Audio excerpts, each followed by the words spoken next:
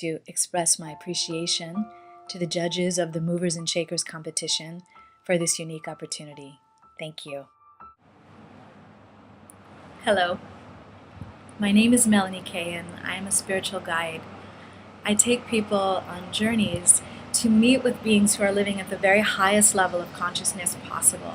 They are God-realized or enlightened, fully awakened beings who are really the miracle makers that are walking around the planet at this time.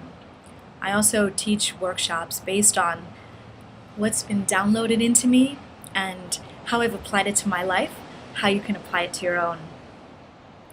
What I've noticed is that the single most important factor in a person's ability to fully enjoy their life is their relationship with Source, their relationship with the divine. If that bond is not very strong, if there's some kind of interference or that real connection has not been made, then a person will live inside of a lot of anxiety. It could be very low grade, but it's there. There's worry. There's a sense of probably issues with control and needing to control things. Really, a lot of the joy is sucked out of life. Even if you have everything, you can't enjoy it. And when that connection is not made, there's kind of a background of fear that people are trying to avoid. I know because this is how my life used to be.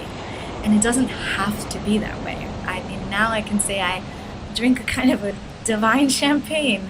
It's almost overwhelming. Sometimes if I tune into it too much, then I really won't be able to have this conversation with you. I just want you to know that it's possible.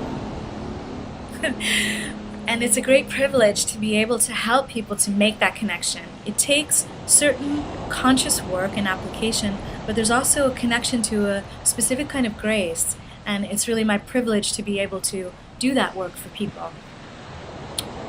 What I would like to do is help you to find out where you're starting your journey from. Because if you don't know where you're starting a journey from, it's like not knowing what airport to buy a ticket from. The journey will be very difficult to get where you want to go. So if you would allow me to be a guide, let's just begin to look at what this relationship is that you're living inside of, or with or without. Please close your eyes. I'd like you to bring to mind something that is very precious to you, like a deep heart's desire that you don't have right now, that if you didn't get it, somehow your life would feel unfulfilled, or you could imagine it would be suffering for you not to have this thing. Please keep your eyes closed, and first, if you are agnostic or atheist, you might pay attention to what it feels like to have to do everything on your own, through your own effort and accomplishment. And what happens if that fails you? What kind of experience that is for you? Or if you have a relationship with your own personal divine, please begin to make a prayer for this thing that is so important to you.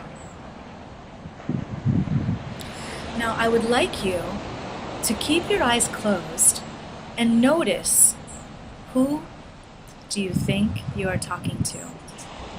In other words, what qualities are there? Take a real look at this. Once you've seen that, let's go one little step deeper. Look now, please, what mold this relationship is developed inside of.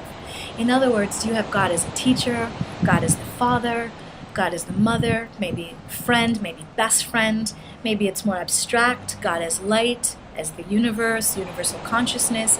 Just take a look at what is the mold that is surrounding this relationship for you. And now please open your eyes. Thank you for your participation. It seems like this is maybe something very simple, but it can actually change the entire foundation of your life.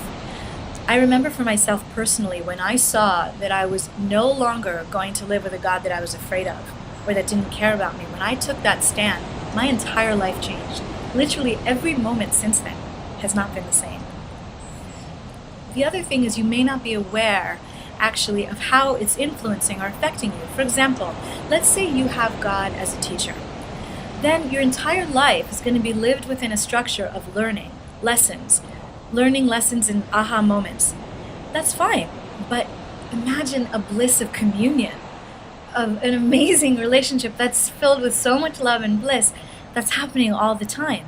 It's a very different kind of life. And sometimes even if you have everything, you can't enjoy it because you don't actually have a connection that's higher than just thinking. That's just the mind. which is really a level that bliss lives in, love lives in. Or perhaps you have a relation, let's say God is the Father, but you haven't worked out your relationship with your earthly father. In that case, then there might be difficulty really trusting the divine. So it's something that's very important to look into, but so many times we have no awareness around it, or we don't even know where we inherited our beliefs, or we may not have consciously worked out this relationship and don't even know where we got our ideas or lack of ideas from. At one time, this relationship was a blank canvas, and we are the ones that filled it in with our beliefs. It has an amazing impact on a person's life, and so often they don't realize it. I'd like to tell you a small story about an amazing saint from India. He's known for his death, actually, which is odd, but it's because he exploded into light. You can imagine how that was on the people that were there. And what was left was his hair and his fingernails. He's known also because there were so many miraculous things that happened around him.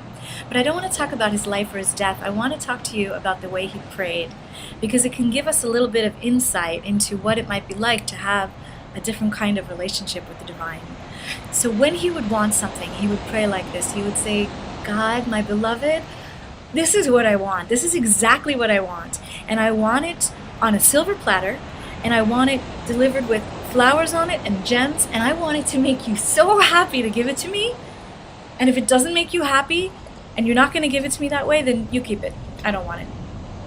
Can you imagine what it might be like to live inside of that kind of dynamic?